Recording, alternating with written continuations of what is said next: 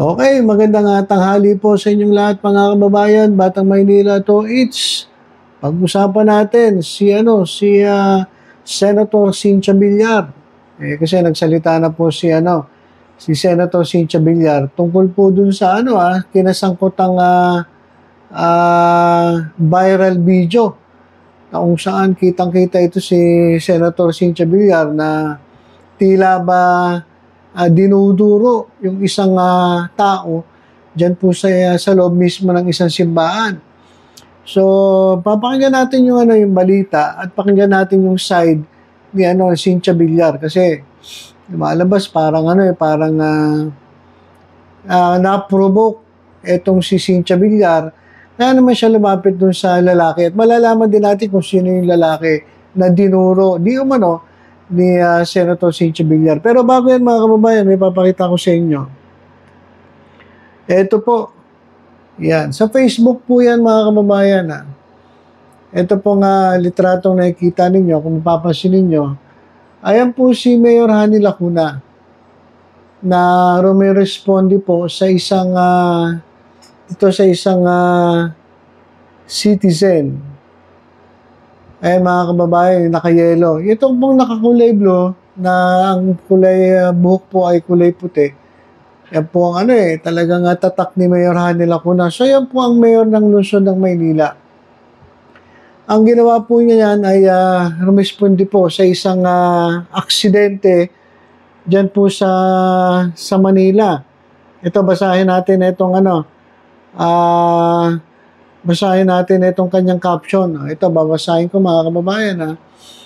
So, sabi dito, pabalik na po tayo sa City Hall galing sa ating mga speaking engagement nang may daanan tayong aksidente sa SM Manila. SM Manila, sa likod lang po yan ng City Hall. Agad po natin itong binigyan ng tulong medikal sa pamamagitan ng ating MDRRMO at ng MHD, Manila Health Department. Palagi ko pong paalala na mag-iingat sa kalsada anumang oras. Maraming salamat po sa mabilis na pagtugon. Ayan mga kababayan, Mayor Hanny Lacuna, ganito dapat ang mga mayor natin. Ito yung paaya-ayahay lang na lagi nandun sa naka-aircon, lagi nandun sa loob ng kanilang opisina at pautos-utos lang. Ito mga kababayan, nadaanan niya mismo at hindi siya nagatubiling bumaba at inalalayan itong aksidente ng ating kababayan. Alam niyo, nakagandahan kapag kapag doktora ang mayor. Hands-on, ito si Dr. Hanny Lacuna. Kaya congratulations Teka, palakpakan muna natin. Congratulations kay Mayor Hanny Lacuna. At yan mga kababayan. Pwede naman magdire-diretso. Ibang mayor siguro kapag ganito nangyari, di-diretso lang Hayaan mo na yan. Kayang-kaya na ng ating mga health workers, kayang-kaya na ng pulisya. Pero hindi, bumaba pa talaga siya. Talagang rumisponde. Ayan po yung kailangan ng mga batang Maynila. Hindi po yung puro pupogi, hindi puro yung salita. Yan po ang kinakailangan yung totoong meron pong puso para po sa mga kababayan natin sa lungsod ng Maynila at may puso para sa ating mga may hirap na kababayan. Magbabasa lang ako ng ilang comment dito Sabi rito, yan ang tunay na ina ng Maynila, pagmamahal sa batang Manileño. Yan mga kababayan, to babasahin ko lang ilang Sabi ito, totropahin ko na talaga si Mayora. Totropahin, hindi na pwede jowain si Mayor Hanny Lacuna. May asawa na po si Mayor Okay. Thank you, Mayor Hanny Lacuna. Talagang nakakataba ng puso ang iyong malasakit. God bless you. Grabe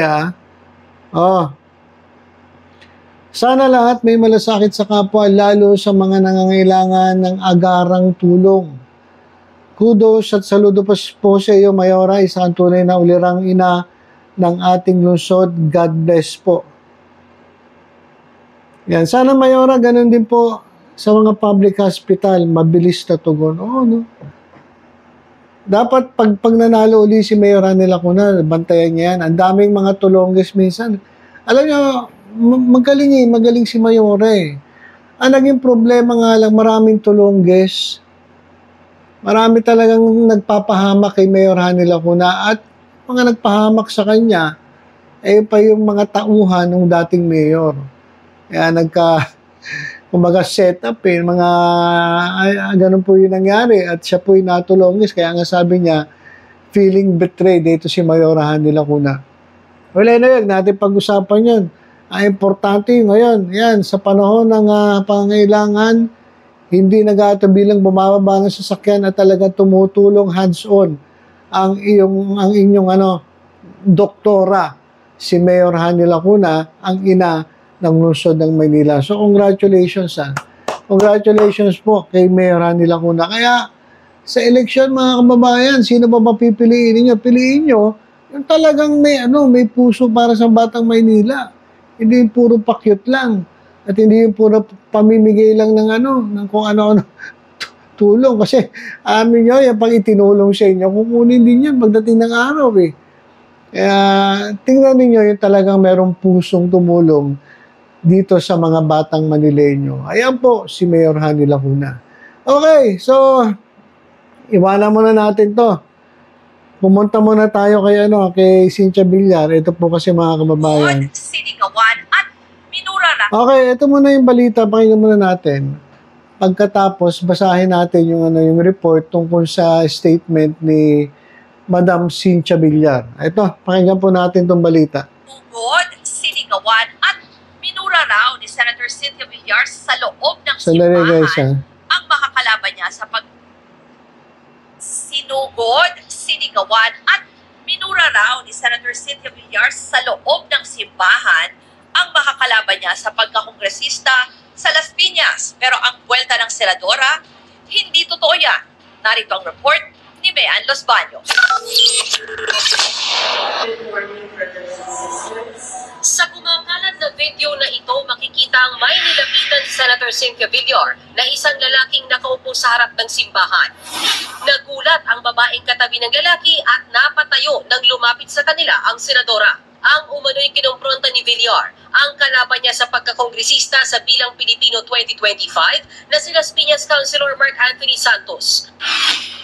Sa panayam sa News 5, sinabi ni Santos na sinugod at minura daw sila ni Villar habang kasama ng konsehal si Las Piñas Vice Mayor April Aguilar na pamangkin ng senadora. Sabi niya, gago ka, tapos nag-BI po siya. Sabi niya, huwag mo na akong kakamayan, sinisiraan mo yung pamilya namin. No? Itinanggi naman ni Senator Villar na sinugod niya si Santos. Sinabi ko sa kanya, huwag mo na akong batiin kasi sinisiraan mo naman ang pamilya namin. Ba't pa niya ako lalapitan at kakamayan? Pinabulaanan naman ni Santos ang paratang na yan ni Villar. Kaya siya galit na galit. It's because ako kasi yung nag-expose dun sa delinquent taxes nila sa real property, taxes nila sa Las Piñas. May mensahe rin ng konsehal sa makakalaban niyang si Villar. Ipagdadasal ko na lang. And sana yung magpa-anger management siya. Mensahe naman ni Villar sa mga nambabasya sa kanya online. I like to believe na ang laki ng performance ko. Kaya wala naman silang magagawa kundi gawin yun. Nagbabalita mula sa Frontline, Mean Los Baños, News 4. Okay, so ayan mga kababayan. Narinig naman natin yung side ng dalawa at hindi inaamin ni Senator Cynthia Villar yung sinabi nung kalaban niya sa politika. So ito, babasahin ko lang yung sinabi ni Cynthia Villar para ito mga kababayan. Okay. Ano ba nangyari? Okay. So ito mga kababayan sa reporting, basahin ko lang pati yung side ni Madam Senator, marinig din natin. Sabi niya, hindi naman niya sinugod yung kanyang katabi. At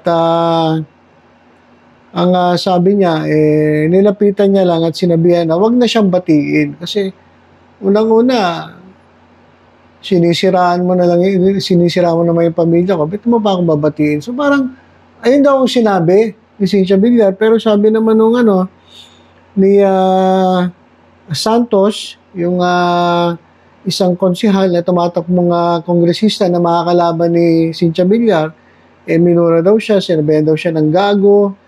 So, pero ayon kay Senator, hindi naman daw. Sinabihan niya lang na, wag ganun. Kumbaga, parang, wala nang plastikan. Parang gano'n sila sabi ni Cynthia Villar. Wala nang plastikan. Brad, wala nang plastikan. Pagkalaban tayo sa politika, wag mo na akong kunwari, babatiin mo pa ako. Ewan ko kasi nasa loob ng simbahan siguro ganun talaga ganun talaga si Cynthia Villar.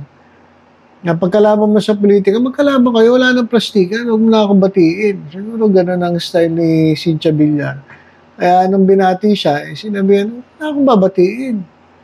Kalaban tayo sa politika, sinisiraan mo ang pamilya ko, sinisiraan mo ako, tapos babatiin mo ko. So, yun yung side ni Cynthia Villar. Sabi naman ng isa, minura daw siya, sinabihan daw siya kung anong salita. Ayun po yung kwento ng both sides. Tayo naman, wala tayo dun. So, hindi natin malalaman talaga kung sino nagsasabi ng totoo o hindi. Pero importante, mga kababayan, ay ganito po talaga ang politika sa Pilipinas. Konting kibot, konting galaw, talagang hanapan ka ng butas ng kalaban mo. At marami po nakatingin ngayon. Kaya kayo mga politiko, sa totoo lang, medyo babantayan nyo rin yung mga ginagawa ninyo. Babantayan nyo yung kilos ninyo, babantayan nyo yung salita ninyo. Kasi ang dami na pong nagkalat ngayon. So dati CCTV lang na naka-fix, medyo may ilagan mo pa yung CCTV. Pero ngayon mga kababayan, may mga telepono na. Lahat po ng tao may cellphone. Kaya pag medyo nagkamali ka ng konti, medyo, alam mo na, maraming maratis ngayon Pag may nakita ka sa, may commotion. Video agad na ganun yan.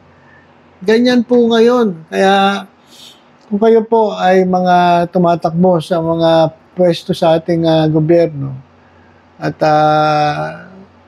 lalong-lalo na sa mga matataas sa posisyon, senator, mayor, vice mayor, congressman, medyo mag-iingat naman po kayo. At marami kasi nakatingin. At ituloy, mangyayari na ito. Maganda rin naman yan kasi makikita natin kung sino yung karapat-dapat natin mga iboto. Pero dapat marinig natin yung side ng bawat isa. Hindi lang yung isa lang pakikinggan mo kasi kakampi mo. Hindi. Pakinggan mo rin yung side ng isa. Kaya ito mga kababayan, pinapakita ko lang yung side ni Senator Cynthia Villar. Hindi naman daw. Wala naman daw masyadong wala naman daw konfrontasyon. At hindi naman nahawakan yung tenga ng kalaban.